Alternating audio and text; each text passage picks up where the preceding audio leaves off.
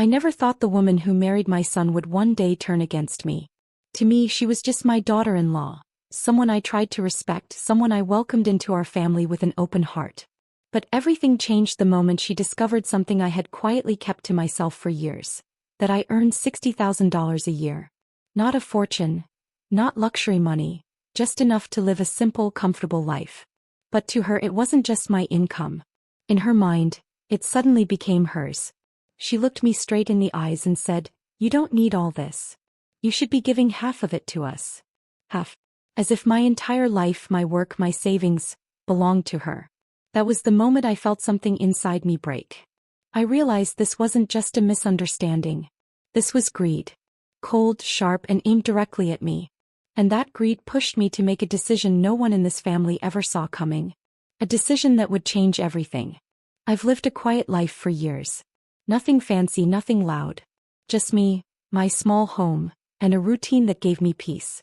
I worked part-time, did a little freelance work, and earned a bit from a rental property I bought years ago. All of it together brought me around $60,000 a year. Not rich. Not struggling. Just comfortable. I never told anyone about it, not because it was a secret but because I didn't like attention. I've seen how people change the moment they think you have money. So I kept my life simple. I cooked at home, I fixed things myself, and I saved instead of showing off. My daughter-in-law, Sarah, always assumed I was broke. She'd make comments like, "Oh, we should pay for that, your mom doesn't have much." Or she'd tell friends, "She's retired. She must be living on scraps." I never corrected her. I didn't want arguments. And honestly, I preferred her believing I had nothing. Because when people think you're broke, they leave you alone. But that peace didn't last forever. All it took was one discovery, and suddenly my quiet life wasn't quiet anymore. From the day my son married Sarah, I noticed something. He liked being in control. Not just of her life, but of his too. Every decision went through her. What they bought, where they lived, how they spent their weekends. Even when my son could visit me. If he wanted to stop by, she'd say things like, "Not today, we're busy." Or, "We don't have time for unnecessary trips." And he always listened. Not because he didn't care about me, but because he hated arguments. He chose peace even when it meant staying quiet. Whenever I visited, Sarah would smile politely, but it never reached her eyes. She'd talk about their bills, their plans, their future goals, as if reminding me that they were struggling, and that I shouldn't expect anything from them. But I never did. All I wanted was a little respect, a little kindness, a normal family relationship. So I stayed out of their way. I didn't want to create tension between them. I didn't want my son stuck in the middle. So I stayed quiet. And in that silence, I watched Sarah tighten her grip more and more. Until the day she discovered my income, and her control turned into something far more dangerous. The day everything shifted started out so normal. Sarah came over pretending to help with chores because my son was busy. She walked around my house like she owned it, opening cabinets, checking drawers, commenting on things I didn't need. I should have known something was off. She was too curious, too comfortable, too nosy. While I was in the kitchen making tea, I noticed the sudden silence from the living room. The kind of silence that means someone is somewhere they shouldn't be. When I walked back in, there she was, standing in front of my desk, holding a folder I had tucked inside the drawer. My tax papers, my rental agreement, my income statements. Her eyes were wide, not with surprise, but with calculation. She didn't even look embarrassed. She just lifted the papers like she had every right to see them and said, "So, this is what you've been hiding." I froze. Not because I'd done anything wrong, but because I could feel the shift in her tone. Almost triumphant. He stared at the numbers like they were diamonds. $60,000.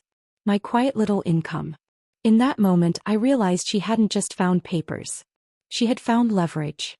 Or at least she thought she had. And that small discovery, that moment of snooping, was the beginning of a storm I never asked for. Sarah didn't waste a single second. The moment she understood those papers, she turned to me with a look I had never seen before. A mix of greed, anger, and entitlement. She walked closer, waving the documents in my face like evidence of some crime. "You earn $60,000 a year," she said. "Why didn't you tell us?" I took a breath and said calmly, "Because it's my income, and I manage my own life." But she wasn't listening. She had already made up her mind. You should be helping us, she snapped. We're trying to build a future. We have bills. We have plans. And you're just sitting on money you don't even need. I stared at her, stunned. She continued louder this time. You're old. You don't need all this. You should give us half every month. Half. Like my work, my savings, my years of effort were some kind of donation program for her convenience. I told her no. Firmly. Hurry. Her eyes narrowed. She stepped back and said, You'll regret this. You think you can keep this money to yourself? Just wait. Then she grabbed her bag, slammed the door behind her, and stormed off like she'd been robbed. I stood there in the quiet house, heart pounding, trying to understand how a simple income, my income, had suddenly become the reason someone wanted to control me. I didn't know it then, but that moment, her demand for half of everything I earned, was only the beginning of the chaos she was about to unleash. After that day, Sarah didn't come to my house again. Instead, she went straight to my son. But not with the truth. She told him her own version of the story. A twisted, exaggerated version designed to make me look selfish. She's been hiding money from us, she told him. She lets us struggle while she sits on thousands. She doesn't care about us. She doesn't want to help. She's keeping everything for herself. My son came over a few days later, looking confused and uncomfortable. He didn't accuse me, but I could see the doubt in his eyes. Mom, he asked quietly, do you really make that much? Why didn't you say anything? I explained everything. That I lived simply. That I never wanted to burden them. That my income was enough for me. And that I didn't owe it to anyone. He nodded but didn't say much. I could tell he was torn between what I said and whatever Sarah had filled his head with. And that was exactly her plan. Divide us.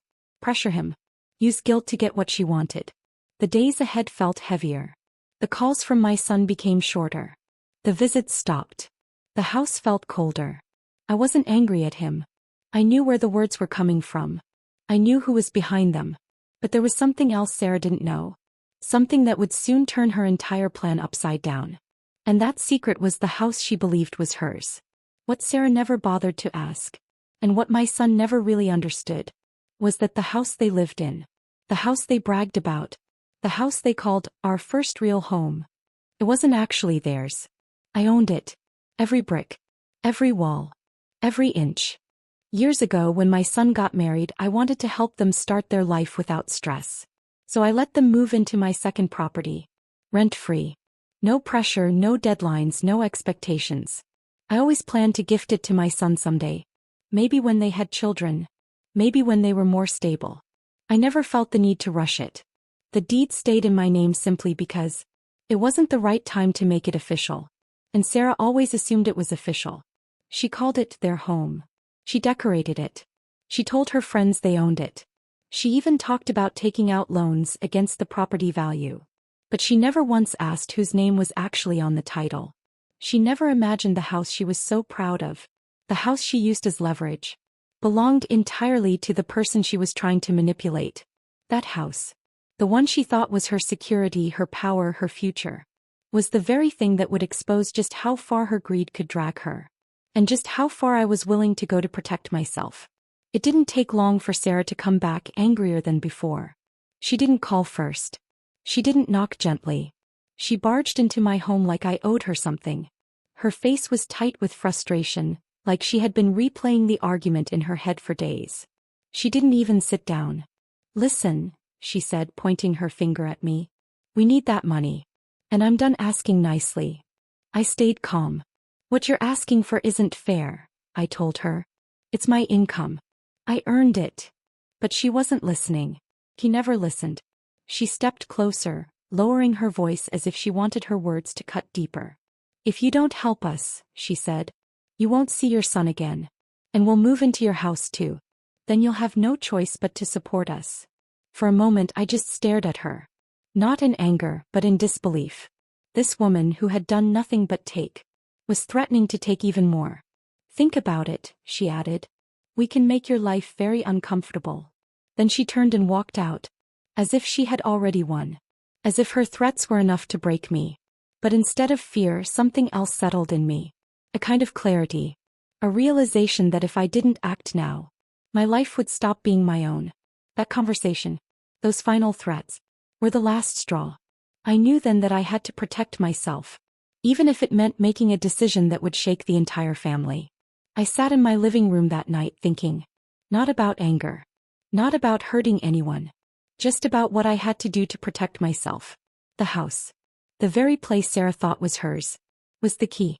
I contacted a real estate agent quietly without telling anyone. The property was listed immediately. The market was hot and I knew it would sell fast. The next few days were surreal. Sarah and my son had no idea what was happening. No warnings. No hints. Just a legal notice saying the house had been sold. Sarah's reaction was explosive. She screamed, cried, and begged me to reconsider. She accused me of being cruel, selfish, and heartless. But legally I had every right. Every single right.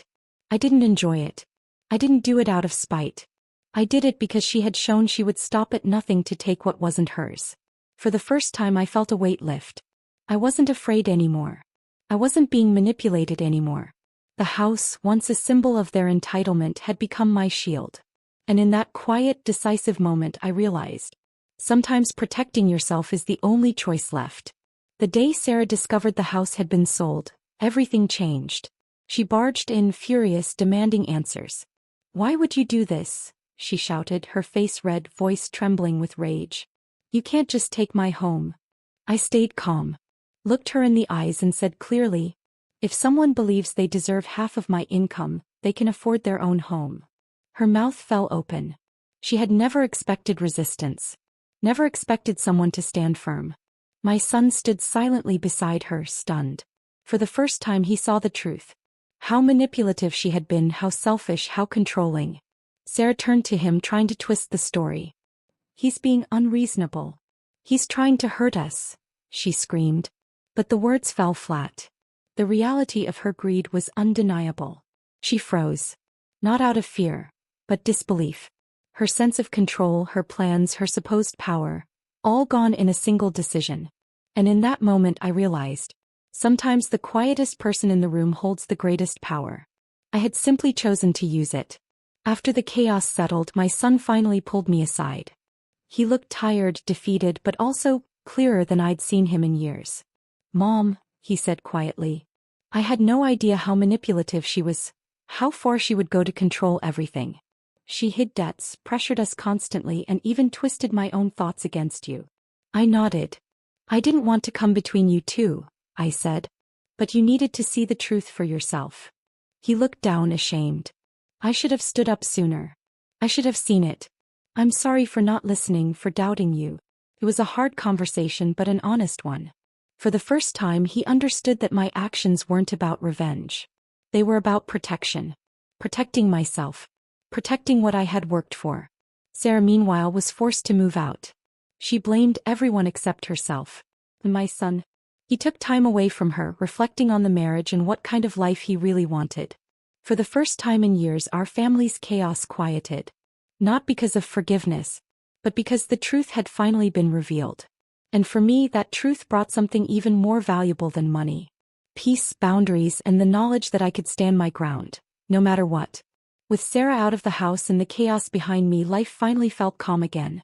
I used the money from selling the house to secure a peaceful, independent life. One free from manipulation, guilt, or threats. I set clear boundaries with my son. No more secrets, but also no more interference. He needed space to process what had happened, and I needed space to live without fear. Sarah's anger and entitlement didn't affect me anymore. She had tried to take half my life, but in the end she got nothing. Not my money, not my house, not my peace. For the first time in years I felt truly free. I realized that protecting yourself isn't selfish. It's necessary. Sometimes the hardest decisions are the ones that save you. And as I looked around my home, now calm and quiet, I knew one thing for certain. I had taken back control of my life. Finally. Completely. This story isn't just about money or houses. It's about boundaries, respect, and knowing when to stand up for yourself. Sometimes the people closest to you can test those limits. Sometimes, greed and manipulation hide behind familiar faces. But protecting your life, your peace, and your hard-earned work is never wrong. You don't owe anyone half of what you've built, not even family. The lesson is simple. Trust your instincts. Set clear boundaries. And never let anyone make you feel small for standing up for yourself. Because in the end, life isn't about proving yourself to others. It's about living on your own terms. And when Sarah tried to take half my life, I took back control of mine. And that made all the difference.